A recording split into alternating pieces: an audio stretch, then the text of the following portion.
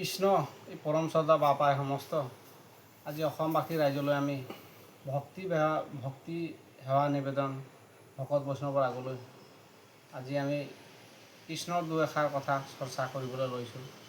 যদিও আমি নাজানো, আমি মহাধাম মহামূৰ্খ, আমাৰ জ্ঞান গৰিমা নাই, যদিও আমি আপোনালোকৰ চৰণত কোটি কোটিবাৰ সেৱাহে ধৰিছোঁ। কৃষ্ণ হৰি অ ৰাম কৃষ্ণ কৃষ্ণ। আজি আমাৰ ভকত হোৱাটো বহুত কঠিন। ভকত যে আমি কেনেকৈ হ'ম, আমি এইখিনি চৰ্চা চিন্তা কৰিছোঁ।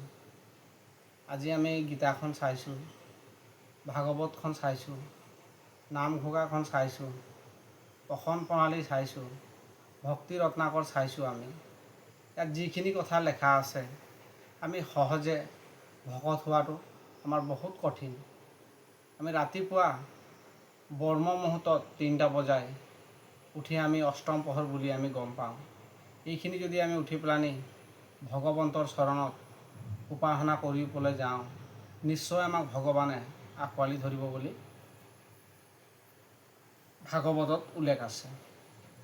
এইখিনিতে আমি কৰ্ম কৰিব পৰা যোৱাটো নহয়, পৰাও নাই। তথাপি আমি চেষ্টা কৰোঁ, কিন্তু সহজে আমাৰ কলিয়ে কৰাল গাৰত ধৰি আমাক এইখিনি কৰ্ম কৰিবলৈ দিয়া নাই। যাতে ভগৱন্ত পুৰুষে কৈছে, আমাৰ ৰাতিপুৱা গধূলি সদায় যদি ভাগৱত পাঠ কীৰ্তন একাধ্যায় কৰিব পৰা, তেতিয়া ঘৰখন ৰূপান্তৰ হ'ব। যদি কৰিব নোৱাৰ, তেতিয়া ঘৰ গুচি বাঁতল হ'ব। এইখিনি কৰিব যদি পৰা যায়, তেতিয়াহ'লে আমাৰ নিশ্চয় ঘৰখন পৰিপূৰ্ণ থাকিব বুলি আমি শাস্ত্ৰত দুই এষাৰ জ্ঞান পাইছোঁ।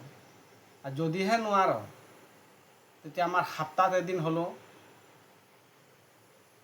ভাগৱতৰ কথা বা কীৰ্তনৰ কথা একাধ্যায় যদি কৰা হয়, এইখিনিও আমাৰ বহুতখিনি ঘৰৰ উন্নতি আগবঢ়াই লৈ যাব বুলি আমি জানো। আৰু নহ'লে মাহেকত হ'লেও কৰিব লাগে। মাহেকত নহ'লে আপোনাৰ 6 মাহৰ মূৰত কৰিব লাগে। 6 মাহত মূৰত কৰিব যদি নোৱাৰ, বছৰত হ'লেও ভকতৰ পদধূলি এপাক হ'ব লাগে বুলি গীতা ভাগৱততেই উল্লেখ আছে।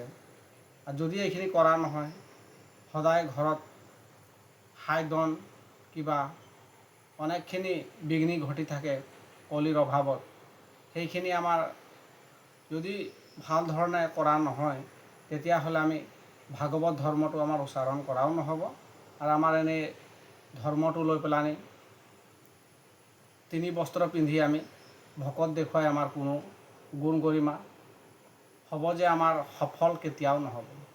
কাৰণ এইখিনি শাস্ত্ৰত উল্লেখ থকা কথা আমি আগবঢ়াইছোঁ। এইখিনি যদি কৰিবলৈ যায় ভকতে, তেতিয়া বহুতখিনি আমি আগবাঢ়িম। আৰু নিজৰ ল'ৰা ছোৱালীকতো নিজে ভকত হ'লেওতো নহ'ব।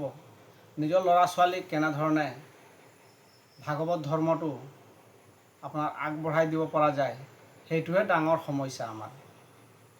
ল'ৰা ছোৱালীক যদি ঠেলি দিব নোৱাৰ ভকতীয়া গুণটো, তেতিয়া আমি ভাল ধৰণে আচৰণ কৰাটো আমাৰ শুদ্ধ নহ'ব বুলি আপোনালোকৰ চৰণত সেৱাহে ধৰিছোঁ। এইটো যদি এইখিনি কৰিব নোৱাৰা হয়, তেতিয়াহ'লে আমি ল'ৰা ছোৱালীক কেতিয়া আমি আগবঢ়াই নিম? আৰু ল'ৰা ছোৱালী আমি যদি নিজেই নাজানো, তেতিয়া ল'ৰা ছোৱালীক আমি কেতিয়া এষাৰ কথা ক'ব পাৰিম? আমি গীতাৰ কথা ক'ব লাগিব দুই এষাৰ, ভাগৱতৰ কথা দুই এষাৰ জানিব লাগিব, কীৰ্তনৰ কথা জানিব লাগিব। আজি নাম প্ৰসন্ন কৰিলে এইখিনি অকণমান জানিব লাগিব।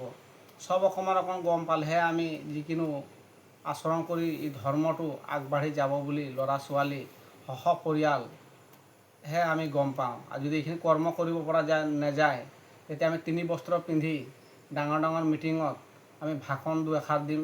ঘৰত যদি ল'ৰা ছোৱালী যদি নাজানে এইকেইটা, তেতিয়া আমাৰ ভাষণ দিয়া কোনো মূল্য নাথাকিব। সেইকাৰণে অসমবাসী ৰাইজলৈ আমি ভকত বৈষ্ণৱৰ আমাৰ সংগত যিখিনি আছে, সমস্তকে আমি সেৱা জনাইছোঁ।